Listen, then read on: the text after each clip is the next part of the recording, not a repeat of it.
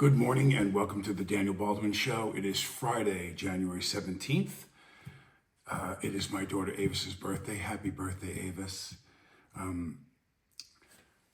wanted to touch base on a couple of things that are going on. How is everybody out there? I hope well.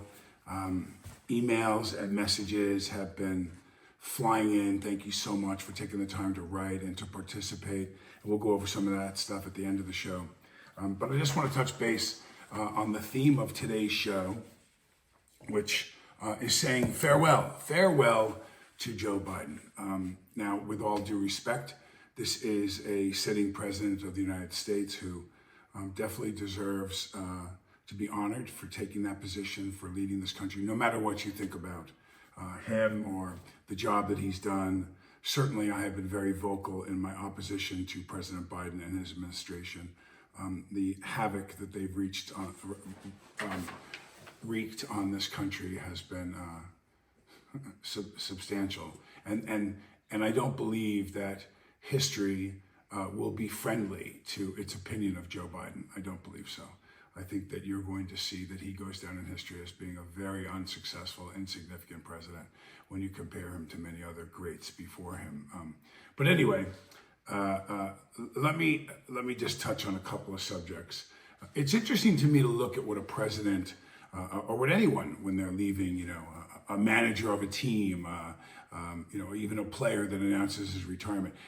What does he do in those last couple of games? What does he do in those last couple of months? Certainly, this one, the election was close, and what a crazy election this was. That Biden stepped down, and then Harris, of course, stepped up and she she didn't fare well.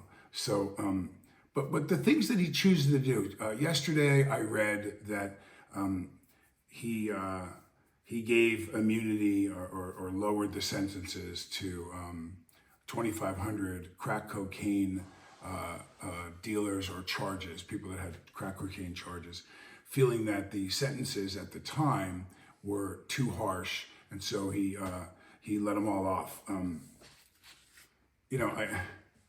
I think that as a blanket, I don't know the details. I think there were supposedly non-violent charges.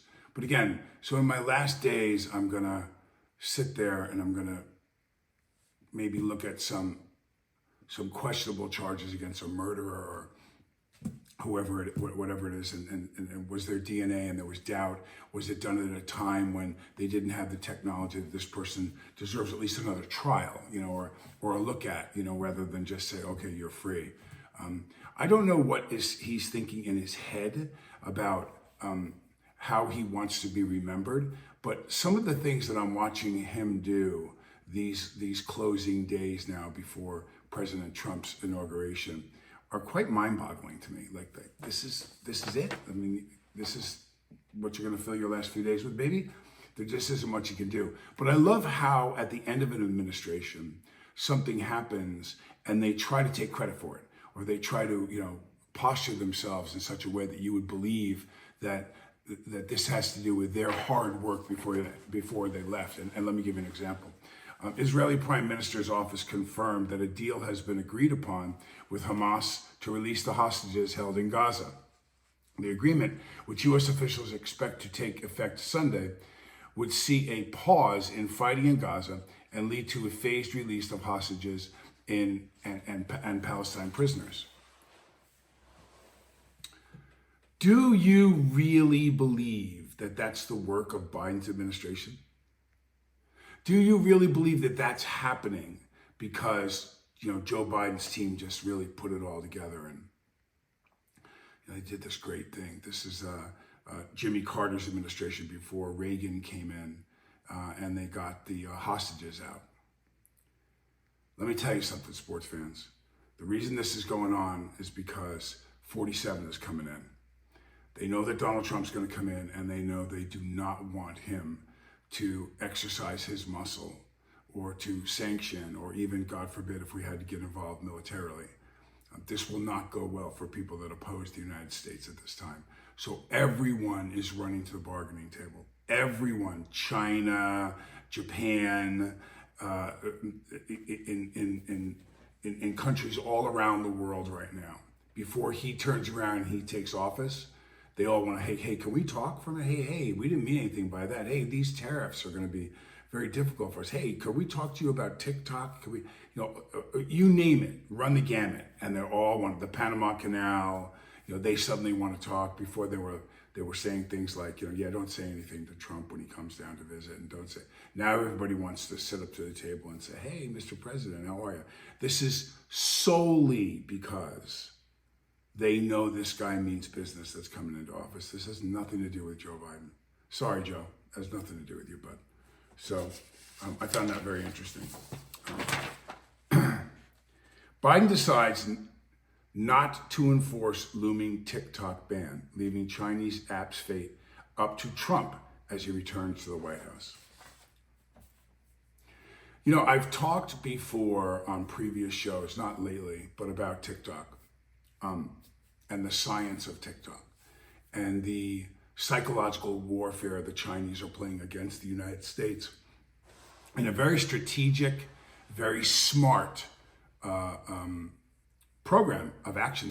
So here's the way it was explained to me when it comes to TikTok and the Chinese and the United States. It was a plan, a very, very smart, very, very intelligent plan of aggression over many, many years, generational, against the United States. And then here's what I mean by that. So when you ask the average person in China, whose TikTok is very different than ours, China's TikTok is very, very different than ours is. You ask the average kid watching TikTok in China, what do you want to be for a living? What do you want to do for a living? What do you want to become? Number one answer was astronaut. Number one answer. Number two was a doctor. These are TikTokers being asked this question. Because in China, they don't watch what we watch on TikTok. They don't have this ridiculously dumbed down version of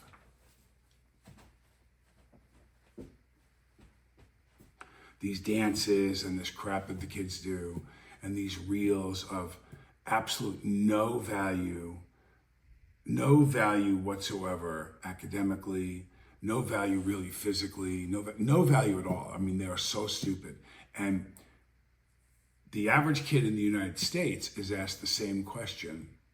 What do you want to become? Do you know that the number one answer in the US, ages 12 through 22, was an influencer? Now, if you're an influencer or an influencer, I'm not taking anything away from you. I really don't care what you do. Go have at it, make a living, have fun, enjoy America, follow the laws, be responsible, and have at it.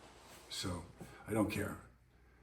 But I will say that if the goal, which how it was explained to me is the goal, they realized, the Chinese, that a military conflict with us would be futile. No one's going to win that. A nuclear confrontation, no one's going to win it. An economic confrontation, we're pretty tied to each other. The current president coming in now is going to set them straight on certain things they're going to be allowed to and not allowed to do in as far as their dealings with the United States. But still, even that, everyone suffers.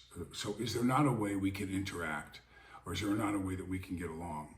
And the Chinese turned around and came up with an idea. I got an idea. Let's just make them dumber.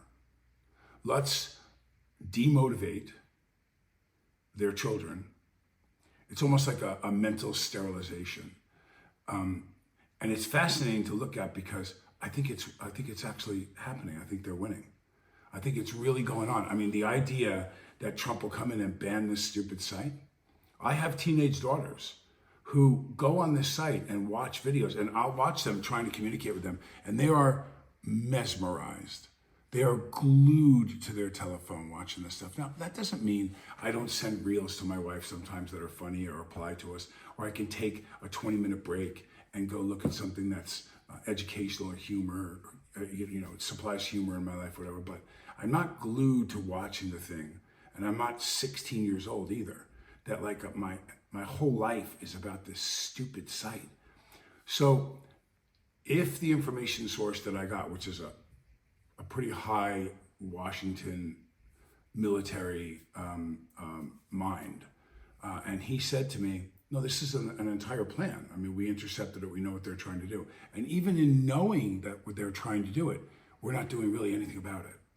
There are parents that have no idea, the vast majority of them, of what their kids are watching on that stupid thing. And it has really almost no value at all. So I hope that the president comes in and just shuts it off. I do. I hope that the allure of the finances behind it, and just get rid of it. Get rid of it. It's like red dyes just got recently, finally, God bless America, they voted the FDA to eliminate these red dyes that are carcinogenic. What took so long? This is crap. This TikTok thing is crap. Get rid of it. Get rid of it. I hope Trump does that. So the theme of the show today is Joe Biden's exit. Joe Biden, the farewell. See you later. Don't let the door hit you in the ass on the way out. I mean, seriously, I'm not going to miss him. I will, honor him that he attained this level, 47 years in politics, but no, I was not a fan. And I would say that the straw that broke the camel's back that moved me off the Democratic Party, which I was a registered Democrat my whole life, my father, my family, very well known, with the exception of Stephen. I don't even know what he does anymore politically. I can't really track it. But Alec and Billy for sure, leaders of the Creative Coalition in Los Angeles, very, very strong ties to the Democratic Party. To the point where it's created, conflict between myself and my brothers. My new position this last 8 years of being now a registered Republican. I could no longer look and watch the disintegration of the American fiber due to, I believe, Democratic rule. So let me read you a couple things that I pulled up in preparation for the show today. Joe Biden ascended to the highest office in America with a pledge to unite the country, strengthen his party, and defend democracy. Instead, the 82-year-old president leaves the nation divided, a party in tatters, and American people questioning the self-described institutionalists' respect for the rule of law. That's, I don't know if that was CNN or who had that beautiful gem by Natasha Korecki. I have to agree with that assessment. Listen, they all come in, everyone. Let's be, what I strive to do on this show is be very real and honest with you. It's my opinion. What you're hearing is my opinion a lot of times, or things that I'm reading of like or not like-minded people and what they think. And then I tell you why and try to explain where I'm at. They all come in. Do you think it makes any sense for someone to run for political office and not tell you things that you want to hear? This was the great vagueness, the incredible vagueness of Harris running for president. I think we should all have clean air. We should all have clean air and clean water, and we should be happy. Like, lady, what the hell are you talking about? How? I'm going to say the same thing every election. Hopefully I'm here for the next 20 elections. I'm going to say the same thing. What's your plan? How are you going to execute it? How are you going to pay for it? The people that should be shot in the streets of Washington for the Democrats are the people that ran this campaign for Harris.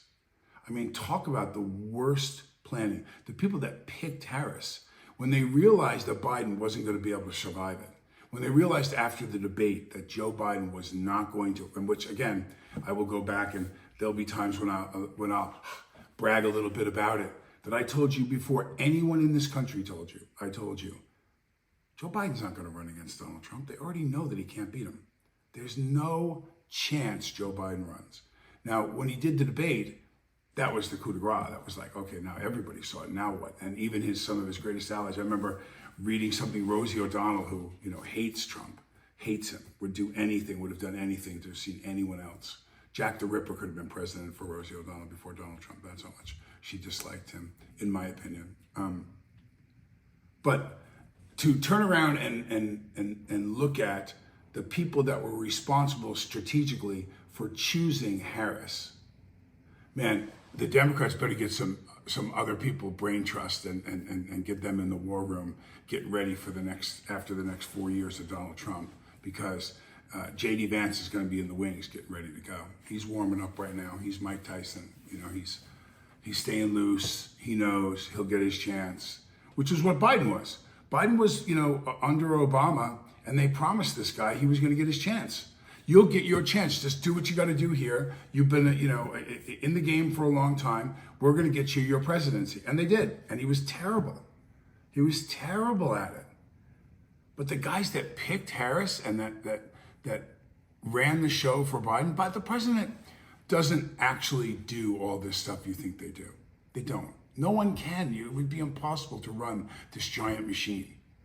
So there's a whole other group of political people, there's a whole other group of military people, and then there's the group that really runs the whole thing, which are, you know, about 7 or 8 of them meet, you know, in Switzerland twice a year, and they run the whole show. They tell all the presidents all around the world what to do.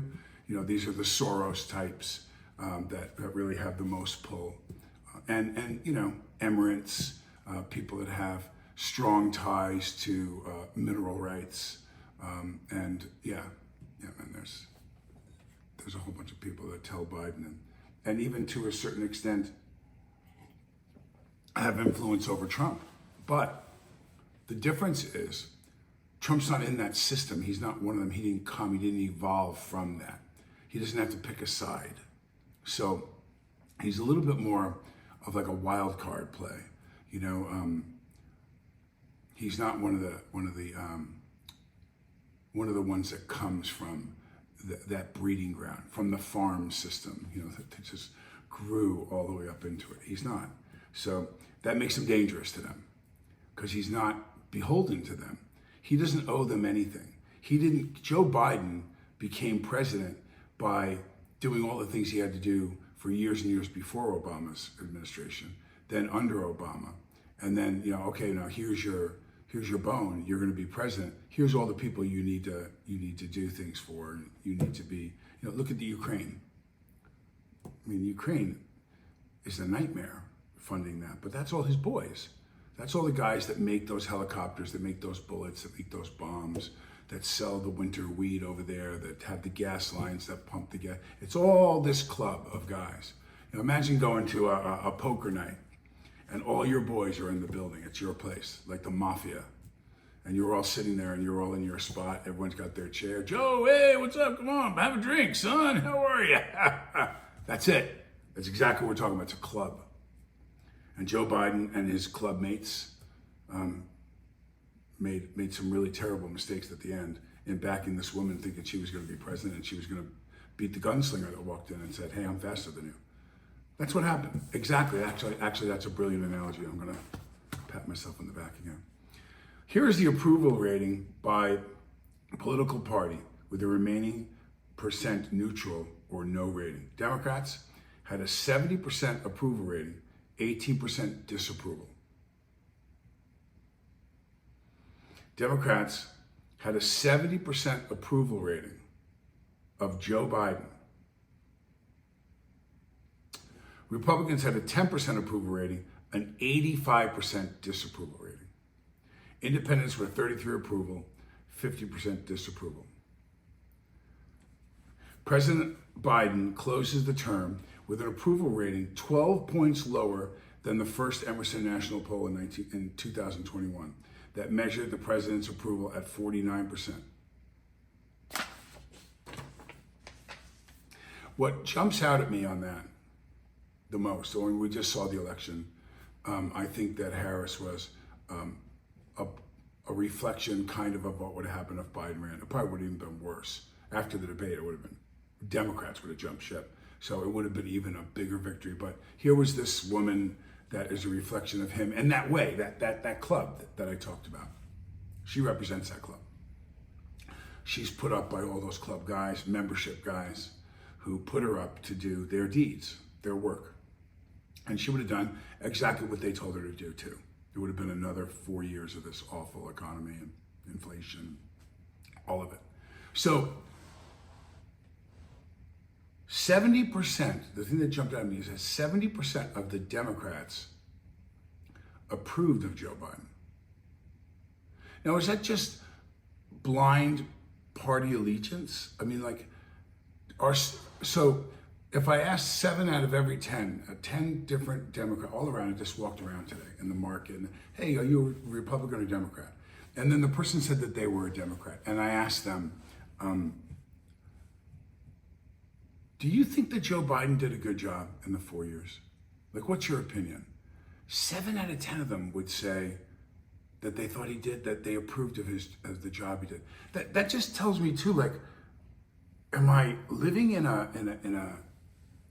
some kind of cartoon or something? Like, how can you tell me that 7 out of 10 people, even on the Democratic side, would say that this country is better off for having Joe Biden as the president? Now, I want him to live longer. I want him and Jill to go write some books and go enjoy themselves, particularly Jill. I think that she must be ready to pull her hair out her head. You know, she trailed him. You know, she's done a lot of great work herself, actually. And then to have this all fall apart at the end for her and not have it be that payoff in the sunset, the Obamas, 70 million and fun with the grandchildren and their kids. And, you know, like, it doesn't appear that it's going to be that for them. It doesn't. And I hope his health holds on and he doesn't, just become even worse mentally than he is now, because sometimes he shows signs of that fatigue, maybe taking the pressure of the presidency off him, which I wish him well. Please don't misunderstand. I'm not one of these, I hate Biden. I don't really know him. I don't care. What happens, happens. I just hope that it's not just an awful slide now afterwards. That I think that would be terrible to watch that happen to anybody, but particularly somebody who spent that much time serving his country. So, but this guy has a 70% approval rating amongst his Democrats. And I, for the life of me, can't see how that number, I think about Nixon and the Republicans and how that number dropped off in Republicans, because just no longer with all the stuff that he was accused of. Carter at the end, great man, but in as far as his presidency was concerned, he got trounced by Reagan, and he just wasn't a popular president anymore at the end. Very, very, very similar, I think, in some ways, thematically, although I don't think that Jimmy Carter was suspected of doing some of the things that Joe Biden's administration was done. So I don't want to put that on him and offend anyone in the Carter family, because certainly Jimmy Carter was 10 times the man that Joe Biden was. 10 times. One of the greatest men to ever be president of the United States. God bless him. So I want to read the 4 pillars, and I believe that these 4 are the undoing of Joe Biden. And number 1 was not lowering inflation. And so, when you look at that category, or when you look at how much this country has struggled in those last 2 years of the Biden administration, I really think that, people looked at that, and let's face it, how much does it cost to buy your gas? Can your family afford to go? And I'm not even talking the big ones, Disney or whatever. Can you afford to get in your car and drive 2 states away and go see your cousins and go for Thanksgiving and go, a few hundred here, a few hundred there? Can you afford to keep the oil in the house, to keep the house warm? We're talking like some basic necessities got tested this time. Not, the vacation, or even we're going to Disney and it's going to spend $5,000 on a weekend with our 3 kids and that kind of thing. Forget about all that. We're talking about basic stuff, groceries, the cost of eggs tripling, and like some really, really difficult things. And when you combine that with some other factors we're talking into, the chaotically pulling out of Afghanistan, that's a real sensitive one for me, because I believe that it really shouldn't matter. And I say this wholeheartedly and honestly to you. I'm going to get people who are going to write me about this right now, and I'm going to go ahead and say it anyway. There is no bill that we should not pay for our veterans. None. Sorry. So if I have to dig in deep, this is my little office in my house. I'm in a upper middle class area of called Milton, Georgia. My kids go to a nice school, and I have the basic things that I need. I feed my family, my lights are on. But I'm going to turn around and I'm going to say, would I pay an extra $1,000 for the millions of Americans that are here, that are in my position, say? And there's lots that are way better than me. I'm not in that, 1% of that runs the financial wealth of this country. I'm not in that 1%. I'm not in the bottom bracket, but I'm not in the 1%. But I would pay more. I would absolutely pay more if they approved and said, hey, how many of you people would pay another 1,000, another whatever, to make sure that we don't have homeless veterans, to make sure that veterans have, the right protection, all the way down to the battlefield, but certainly when they come home, and their kids, or for the ones that have passed, we need to pick up the tab a little bit more and help them. The breadwinner's gone. We've got a wife who's also military. She was married to a guy, or vice versa. And we need to back that up. Best health care possible, build them more hospitals, address the PTSD, terrible problem. And we need to spend some money. I believe that the reason why the incoming president Trump, has brought on Elon and some other people, Bobby Kennedy, he wants some of these systems to be looked at now. Like, where is this money going? This war chest of wealth that's being spent on certain things. Well, let's look at the ones that aren't working. Let's just look at stuff that doesn't make any sense, because we've got these kids coming home that did this incredible job, that put their life on pause to keep us free and keep us safe and keep our interests abroad secure. And we don't have money to take care of them? Yeah, the answer to that is that's not true. We do have the money to take care of them. We just got to refine how we're spending the money. We got to eliminate stupid stuff that really hasn't worked in a long time, that's archaic. And we need to spend the money and refocus it. And that happens in anything, When times got tough during inflation, during Biden, I had to sit with my wife and I had to say, and we had a baby. I'm an old man with a 19-month-old baby. My beautiful wife, who's much younger than I am. We had to really think about, what about school for my older daughters? I had two daughters before I met my wife. One's 16, she's a junior in high school, and one's 15 and she's a sophomore in high school. And I'm going through that, a freshman in high school. And I'm going through that and I'm thinking to myself, where can I retool this? As Americans, we've had to really take a long, hard look at how we're spending our money, because it's become finite, the amount of money we have available. There's a bit of a stranglehold on us. I mean, I feel the pinch about groceries and gas and stuff. I feed my family really well. I was involved in culinary for years, and so I'm quite good in the kitchen, and I make my family really nice stuff. When I do that now and I go to the store, and it literally has doubled how much money I spend. I used to get 4 bags of groceries for, a couple $100, filled with really the best stuff that you can get, the best cheese, the best meat, the best fish. Now you can't do that. You get 2 bags of the loaded stuff, the big bags, but still, you get the point. It's gotten a lot worse. It's gotten really kind of crazy. And when I look at these factors, not lowering inflation for him, and then how we pulled out of Afghanistan, after all the things that we could just say, that we just talked about our incredible servicemen and women, then we leave these people hanging there after all the time we spent there, after all the money we spent there, after all the stuff we built and got those people over there to believe in, and sold our American people on after 9/11 and what we needed to do there. And we pretty much left them billions and billions of dollars worth of equipment to fight us if anything ever happens there again. Just left it for them. Left some of our soldiers, 13 of them, to die. Biden and Harris, to this day, have still never mentioned any of those 13 boys and girls' names. Never, nothing. Biden, when the bodies came off, checking his watch 4 times. Didn't want to be there. Didn't go and talk to those parents. Shame on you.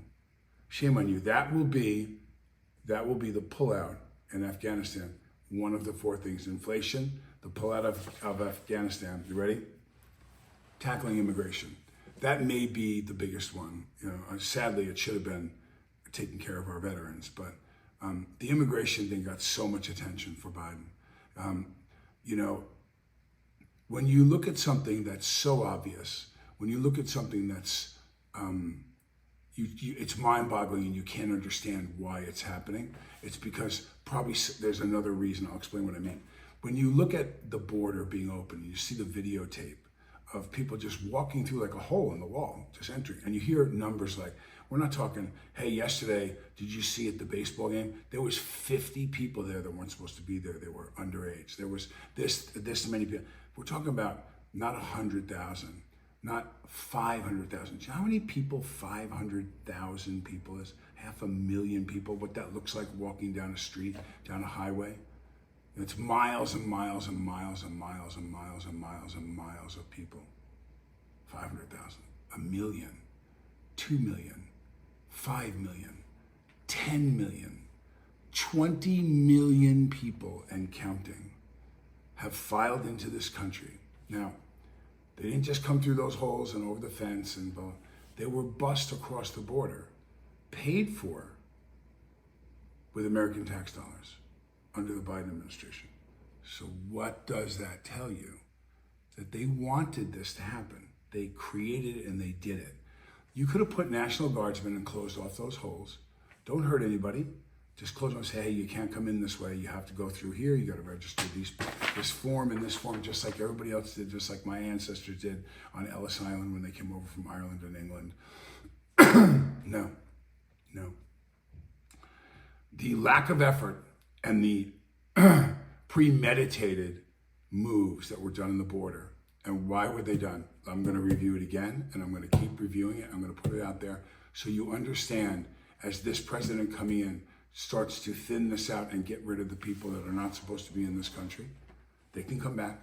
I know he's not going to say that they're not eligible to come back. They can come back. They have to do it in an orderly, legal fashion in order for them to come back. That's how they can come back. And that's how it has to be. It has to be done this way, a process that everyone is accounted for, that everything is legal, that we get to do background checks on people that we may not want here that could hurt our citizens. Terrorism is another factor involved. So the administration that is exiting now took these people and sent them, when they got over the border, bused them to counties that were reflective of where they were weak or have been weaker or needed to win in the election. They didn't get them in there to vote now to change the fact that Harris got her ass kicked. That's not what it was for. It was for future elections. Now, by putting them in different counties in Pennsylvania, Michigan, Wisconsin, North Carolina, Pennsylvania, they're going to put these people there. They're overwhelming these small towns with 20, 30,000 people. These are towns of 50,000, 60,000, 70,000, 80,000. And you add 20%, 30%, 40% more to their population. And you think that they can handle the housing? They can't. They can't handle it. And they put them there so that those people will finally get registered, finally get legal, and be eligible to vote later. And almost every one of them are going to vote Democrats because these great Democratic people paid for our ticket to get on a plane and come into the country and put us on a bus and deliver us to Pennsylvania from some total raghole country where they were living and how they were living in that country was below the poverty line. So this is like amazing. They're going to give me a cell phone. They're going to give me an apartment. They're going to give me money. They're going to pay me food. They're going to give me health care. If you're, Juanita so-and-so, and you have 3 kids, and they take you out of some really, really bad situation in Venezuela or in Central America, and we take you to beautiful Pennsylvania where the trees have these great colors and they get to see snow for the first time, and they're taken care of, and their kids, this mother wants her kid to be healthy. This mom sees this great opportunity. I don't blame her. But this was all targeted. In my opinion, this was all a setup. And it was all done to sway the way the American vote will go in election, because their kids will follow suit too. I did. I followed suit in my family. My father was a devout Democrat. My mother was a Democrat. So I grew up in a Democratic household with a Democratic mindset. And so until I realized that the Democratic Party has drastically changed. When you look at criticisms that were made of Robert F. Kennedy Jr. and how his family and his father and his uncle would roll over in their grave. No, they wouldn't. No, I don't believe that. I believe that they would roll over in their grave over what the Democratic Party has become, the leadership in the last 16 years. All the way back to, Obama for sure. I mean, just awful, awful what we've done on this planet. But there's a new sheriff in town. We're going to start to straighten some stuff out. We're going to get some new things done. We're going to look at it a little bit differently. And the last of the four factors, not lowering inflation, chaotically pulling out of Afghanistan, tracking immigration, it was also staying in the election. One of the things that now the dust is settled and it's over, we know who the president's going to be.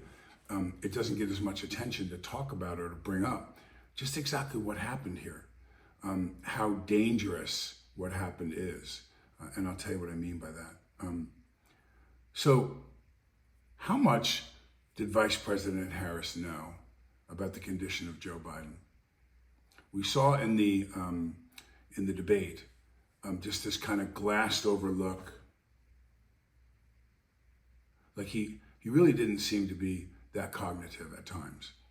Okay, well, we can't blame him for what's wrong, but those people around him that propped him up, these suspicions that I heard, like I said, I projected that he wouldn't be running against Trump way before anyone, Jim Rickards or any of these other guys said it. I said, he's not going to run. I thought it was going to be Michelle Obama. I've told you this before. And had it been, they probably would have had a better chance than with Harris. She just was not qualified, and she got spanked. But had Michelle and she decided to run, and that put Barack back in the White House with her, I think you would have seen a really, really, really that would have been a dogfight. It could have gone either way. Joe Biden and the people around him knew that he wasn't okay, and he wasn't totally there when he came into office. This is when they first saw the signs.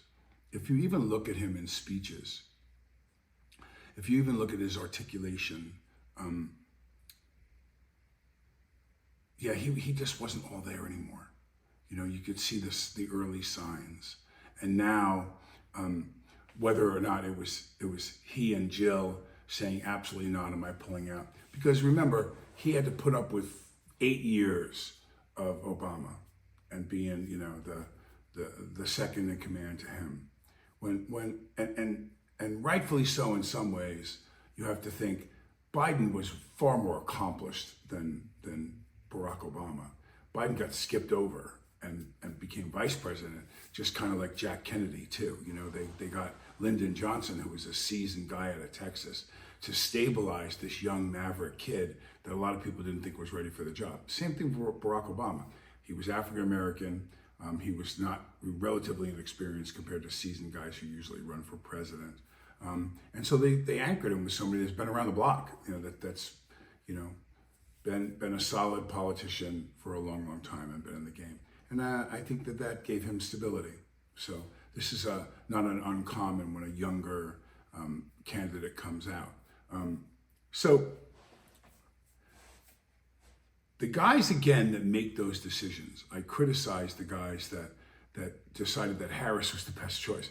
God bless, there wasn't somebody better than her. And the strategy, of how they campaigned for her. Again, if the Democrats don't revamp all of it, they're going to get their asses kicked again by J.D. Vance for sure. They better emerge somebody that looks to be, and it's not Gavin Newsom, so they better get somebody in there that looks like he's going to be, maybe find somebody like Obama that's not really well known and build him up and create the character that you want to create, because what you did with Harris and everything was terrible. And guess what?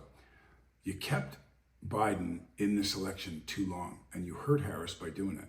He should have stepped out, and I think he just couldn't believe that they were going to ask him to do it, that he was entitled to having his 8 years, and he didn't get his 8-year run. He didn't. And so then they try to turn him into a hero that, stepped out. These people all knew this about this guy. Where's the line in the sand on this one? How much are you allowed to keep from the American people about their commander-in-chief and his condition? And whether or not he is capable of doing the job as being commander-in-chief under the conditions he's in. I mean, so could you do what was that movie they did, Dave? Could he die and they keep him in the basement and have a stand-in take his place for national security, for whatever the reason that they deem is right? Is there not an obligation to tell the American people the true condition of its leader, the health condition? And I'm not talking about whether he slips a little memory-wise at 80 every once in a while. I'm not reasonable stuff. But when he can't, he can't say the name of a leader from another political arena, or he can't say the name of a world leader when he's going to a meeting and forgets where he is. I mean, there was a thing that Biden came back from a tour of what happened in North Carolina, the devastation and everything. And he said, they said, Mr. President, and I'm paraphrasing, Mr. President, the storm, what did you think of it? He goes, what storm? He said, what storm? He just got off the plane. He was exiting the plane coming from North Carolina due to this terrible storm that caused all this havoc near Asheville and so on, which is the reason why he went. And he actually asked, what storm? And in that moment, I thought to myself, wow, he really isn't like okay anymore, huh? Like, I mean, how could you ask that? It was, he couldn't recall at the time. Which again, please don't get me wrong and don't write me how terrible I was and unfair I was to Joe Biden. He's not okay, obviously. I mean, you don't hold someone accountable that's sick and wasn't okay. That's not what I'm talking about. I'm talking about why weren't we told? Why did they cover it up? The same exact press that guaranteed us, look, go back and look at just the headlines before the debate. When people started saying he doesn't seem right, he's a little off in interviews, his speeches are not as crisp, and there was a lot of buzz about it for a while. Suspicions and whisperings that went on up in the Hill, and in the press and in boardrooms where the doors were closed, that no one was going to be quoted as saying that they were against what was going on, and it was clear something was happening. But then after the debate, the same exact people wrote, this is heresy, this guy's got to go, and he's clearly, not qualified any longer, he's not healthy enough to do it. Same exact ones that promised us, because they're there and they see him speak and everything, and reported on his condition as being just fine. He was okay. He was okay. There's something wrong with that, man. There's something wrong with that. There should be some kind of fiduciary responsibility to let us know whether or not our leader is okay. There should be, even if they have to test them. And then there's all kinds of people saying, well, then Trump needs to be tested. But again, yeah, let's make sure that he's okay. Let's make sure that anybody that takes on that kind of responsibility and that kind of pressure, think about the pressure that's on you if you're the president of the United States. I mean, that's the heavyweight champion of the world. It's not Putin. It's not China, still worldwide, it's the president. It's, under this administration, that opinion has weakened worldwide, which is why you're seeing partnerships going on behind our backs and sometimes right in front of us from other big world leaders to getting together saying, hey, we're not going to do this. Take a look at, and I know I'm wild carding throwing this in, but I was interested in seeing the North Koreans have a bunch of their guys being held captive right now. In the Ukraine, and I thought, they're sending their guys, it's like the French Foreign Legion thing, they're sending their guys from North Korea to fight against the Ukraine for the Russians, like contractors, this is like contract killers, like they're renting out their guys. I can't imagine. This is worse than Vietnam. Vietnam, our interests, supposedly, were being threatened. And we were going to defend South Vietnam from big bad boys up north that were coming in, the North Vietnamese. But this is a war that took place between the Ukraine and Russia. And now Russia's taking North Koreans. So, obviously now North Korea is really essentially at war with the Ukraine also. But the people in North Korea, I mean, can you imagine being a mom and dad in North Korea with all the pressure from South Korea and China above us and the global instability and the anxiety you must feel having a kid in the military alone. And now you're going to take your kid and you're going to pack your kid up and you're going to put your kid on a plane or a boat and you're going to send them to the Ukraine and fight a war against the Russians and the Ukrainians. You're going to fight a war against the Ukrainians for the Russians. They must be freaking out over there. They must be the parents of those soldiers, the families of those soldiers, the wives and husbands of the male or female, and I think probably if it's North Korea, it's predominantly male soldiers being sent over. But they got to be just going nuts on how you could justify sending us over to fight for Russia. Russia's got lots of people that could fight, but it's less pressure on Putin with his own people because it's not a favorable war. The Russians don't want this. They want them to stop this whole thing. Just stop. Stop. And guess what? The new sheriff's coming in. Like I told you, you think these things are going on globally right now? You think it's going to calm down with Hamas and Gaza and everything going on there with Israel for any other reason than Trump is coming in? You think the Panama Canal is not going to figure itself out? Yeah, it is. Yeah, it is. You think the Gulf of America, everyone laughed about the Gulf of Mexico? This guy's going to change the name of it. Yeah, he is. Why? Because Biden sabotaged him. Because Biden shut down the ability to drill, and he wants to be aggressive in energy again and revitalize the economy by bringing up some of that oil and not being so dependent on other countries. Let's sell our own oil to people. Let's use our own oil and not have to buy it from someone else and use all this money that we spend on this oil. And you pay for it, I pay for it at the pump. We already have it. But if you change the name to the Gulf of America, then we can drill in the Gulf of America. The laws that Biden passed at the end, another total spit in the Americans and Trump's face, was because he doesn't want to allow drilling in the Gulf of Mexico. Well, it doesn't say anything about the Gulf of America, does it? So is Trump a genius? Did he just turn around and sidestep that whole thing by saying he's going to change the name? And does he have the power to do that, or is it just another bluff that he's holding the gun to people's heads because he wants things to change?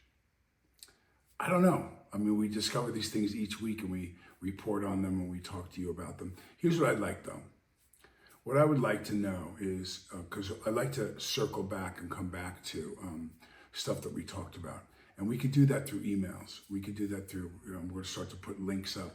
You could send your questions in, or you could email us, or you could put in the comments too. There's comments for you to have on the shorts that we put out and on the actual show. So I would really love it if you guys could go in there and write your opinion on something. You see a short, you say, hey man, this is BS, I don't believe that, but whatever, it's okay. You don't have to agree with me. You don't have to agree with me. I'm not some giant scholar or anything. I'm a pretty smart guy. I read up, I have my opinions, I know the things that I like, I know the things I want for my family. I know the America that I want to live in. I know the America that I used to live in. I know the America I live in now. I know the America that I think we're going to become again. So, but that's okay. You write whatever you think. I want to know what you think. So I'm going to graduate really quick to Tommy Harris. Tommy Harris, no relation, I don't believe, to Kamala Harris. Tommy Harris writes, why do you think this country is so unorganized? We seem to not ever have a plan. Wow, that's just such a... If Tommy, if you would ask me a more of a direct question about a certain issue, but I will say this. I will say that the reason why the country is so unorganized most of the time, or seems so unorganized, is because there is no fully written plan on how to get it organized. So let me explain. I get up almost every day to a very similar set of circumstances. I get up, I make my coffee, or it's made the night before, and I just rewarm it because I don't want to wait. I love to have my cup of coffee right when I get out of bed. I want my coffee. Then I pray. So I start my day, couple sips of coffee, the cat comes up, jumps up on the couch, and this is like almost without fail, almost every day. I pet the cat, it starts to purr, and I go through my prayer. I may listen to something that I have downloaded on my phone or a daily prayer or whatever, and then I meditate a little bit. That varies. That varies. Sometimes the prayer and the different stuff, can be 3 minutes and 5 minutes of meditation, can be 2 and 2, whatever it is. But I do those two things, and then I start drinking my coffee, and I make my kids their lunches. Still today, I get up every day, and I make my children their lunches. On Monday and Friday, I do the show. I'm down here at 3 o'clock in the morning. But I usually come down and download the different materials. This is today. The different materials, speaking points, studying, rendering my opinion and stuff, and getting organized. And then I set them out in the pace and the order that I want to talk about them in hopes to build some type of experience that we can go to. Sometimes I'm a little all over the place. I get it. This is a one-man monologue show. I don't have guests coming on. I don't have people coming on. I got Tommy writing me this thing about organization, and I'm trying to get more and more people involved. But honestly, when I go on to other people's shows, I really don't want to hear what they have to say. I want to tell you what I know. I want to tell you what I've learned. Then I want to turn around and I want to read what you have to say and maybe incorporate it into the show, because I'm much more interested in what you have to say than what some guy who says he's an expert has to say. I'm not an expert. I'm not an expert. Listen, man, I'm an actor from a family of 6 kids whose father was a school teacher. I've been around the world. I've seen things like you would not believe. I have had such a blessed life. I have been able to meet world leaders, presidents, kings, queens, princes, princesses, senators, governors, athletes, the greatest athletes in their sports worldwide for decades. And I saved a lot of phone numbers, and I saved a lot of contacts, and I write to these people every once in a while, or I get invited to their events, and I've stayed in touch with them. Now I'm 64 years old, and I get to turn around, I get to take that plethora of information and all those different avenues that I can go down to make some social statements about what's going on, to get involved and bring to you what I've learned and try to help. I'm trying to help. I'm trying to make you aware, unlike the jaded reporting that goes on certain networks that have definite agendas and affiliations. I don't have an agenda. I don't have a single sponsor on this show. No one pays for anything. It's just me and my wife. That's it. My motivation is zero to gain in any way. If that happens and we get sponsors and we can help other people with it, we can take this show started to make a bunch of money, and I could go scholarships from kids to go to college or I'll do all kinds of stuff like that. I'm wide open. I'll set up a page. You can call me and get involved with me and tell me what it is you need. No, man. This is about doing the right thing. This is about, like when I gotta think, Tommy, I'm gonna come back to you. Don't worry about the organization. I got a thing that someone said to me, you hit really hard about the veterans thing. I do. When I'm passionate about it, breast cancer is something through my mother that we've raised, and my brother Billy and my sister Jane and I are really, really active on the Long Island chapter of my mother's breast cancer research fund. Upstate is my brother Alec and my brother Stephen and my sister Beth, and they do their completely own thing up there. So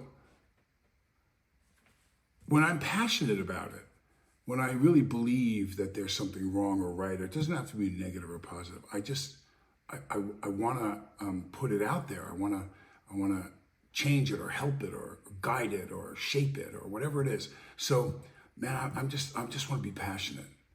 That's perfect. Actually, I love finding it too. I don't have this whole script that I'm reading off of something. I'm not, I have an agenda to go get you. I look at Keith Olbermann. I used to watch Keith all the time. Really big fan years ago, and now it seems like all he wants to do is destroy, and I thought, how sad a guy that was that smart and so entertaining that I really followed and liked, that he's only about destruction now. I could sit here and tell you all kinds of terrible things about the Democratic Party and terrible, examples of things they've done or they're accused of doing. I don't get that into that thing. I just say I don't agree or I don't think they've been good or whatever. But I don't take these awful political, personal shots at them, and use four-letter words and use just awful vocabulary to describe them and to name call them and shame them and guilt them and attack them. It's just awful stuff going on. And I feel sad. I lost Keith Oberman. He's gone to me. He's just part of that whole mean process that thinks that hate is the way to go. Hate's not the way to go. Tommy, my friend Tommy Harris, you have to have a plan. You have to execute the plan, and you have to be able to pay for the plan and the execution in order to be successful. The United States needs to be totally revamped, the government, how we spend, what we do. We have to make careful plans, which we don't. We react. We're very reactionary. If I was to say to you, to the broad terms of your question, why do we seem so disorganized? Because we don't get ahead of it, Tommy. We react. Something happens, we react on how to fix that. There's a leak in the boat. Let me give you an analogy about what this country is about and what we need to do to change it. Look at the infrastructure of the country, the bridges, the overpasses, the highways, the roads, stuff that every president says, oh, I'm gonna use this as a big thing to make everyone happy. Their roads are gonna be smooth, and we're gonna fix the bridges so they don't collapse, and we're gonna do all this stuff. Necessary stuff. We should do that. Do you wait for a leak in the Hoover Dam and the water starts coming in and react to that? Oh my God, we gotta lower the water level, shut the water down, dry everything up, drill it, rods go in it, cement goes in it, this goes in it, that goes in it. We have a new super plastic that can seal it. We have whatever it is. That's all reactionary to the fact that there's a hole. Or do we look at it and say, we're gonna have a problem with that dam in the next 20 years for sure? Like it just was not made to last that long. Should we start, doing something over here, another site? That's the stadiums in pro football. We need to have the new stadium that has all the greatest stuff. And then these old ones, these archaic old buildings that are, been up there for 30, 40 years, they're not bringing in the fans anymore. So are we gonna tear that down? Should we give it to somebody? Should we do something else with it? We don't have a plan, Tommy. We don't have a plan on how to prevent and circumvent the problems. We only keep reacting. And because we only keep reacting, we come across as being very, very disorganized, because there's not a lot of time when you have to react to things. When you're not planning, when you don't have a long-term plan, and then you don't go in there and execute based on that plan. Well thought out, the plan has to be really good. And then you have to keep in mind, how are we gonna pay for that? This has been my whole criticism of Harris when she came in and said all the different things that she was gonna do, all the different ways that she was going to change and help and build this and build that, but she didn't have a single overall plan. She didn't at all get to execute because her plan didn't exist. And certainly she had no clue, even when you asked her about how she was going to accomplish it, how are you gonna pay for it? She didn't have any answers. So I would say we have to think ahead. We have to get ahead of reacting, Tommy. That's why we're so unorganized in this country. So I have come to that great time, kind of a rambly show, but that's okay. I don't mind that. I like free balling it and just talking about what comes to my mind. And I invite you again, please write in the comments. I want to know what you're thinking. Like Tommy, I'll bring you out. Maybe we can even talk about, putting some monitors in. We're thinking about it right now, and stepping the show up. I got a new table to do the show from, a podcast table. Ooh, watch out. I have a plan I'm going to execute, and I figured out how to pay for it. I got to schlep into my hobby allowance. I get a certain amount of money that we put away to do different things as we plan out our finances, my wife and I. And I said, can I get a table? And she was like, oh, yeah, we can do that. We can go get the table, but you got to change this and this and this. And so we're going to execute now. And hopefully you'll dig what we're doing. So this comes to that portion of the show where I end my show every time with prayer. If you're not somebody that participates in prayer, then hopefully you'll write us something, and we'll see you on Monday. Have a great, blessed weekend. I will be at the inauguration on Monday, so I will do the show here in Georgia, and then I get on a plane early in the morning after the show, fly to Washington, D.C. I will be with my dear friend Brock Pierce at his event. I will go to the inauguration, and I'll be back the following day. So D.C., I will be there to see you soon. I'm going to go ahead and pray. Heavenly Father, thank you so much for all the blessings that you bestow on us and for the guidance and protection that you give us in your name, Lord. We love you. We love you, Jesus Christ, and we honor you. As we go into the end of this administration, Lord, we ask you to protect all of our citizens. No craziness, Lord, nothing to happen at this inauguration, God, please. If people need to protest or need to be heard, let them do it civilly, let them be obedient. And please, Lord, protect our incoming president. They've already tried terrible things against him, and we just want him to be safe and the people around him to be safe so that he can lead our country in your name, God. We pray. And thank you, God. Thank you. I could never make up for all of the great blessings that I have in my life, my wife, my children, the opportunity to do this show, the opportunity to be a proud American. I am in your debt forever and will serve you with every ounce of strength that I have in my last breath. Amen. God bless you guys. Have a great weekend. New president's coming in, and really exciting times. I feel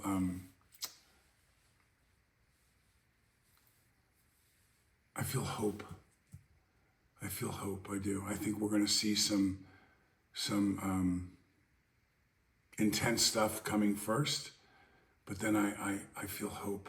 I haven't felt hope in this country in a long time. I feel hope now. God bless you.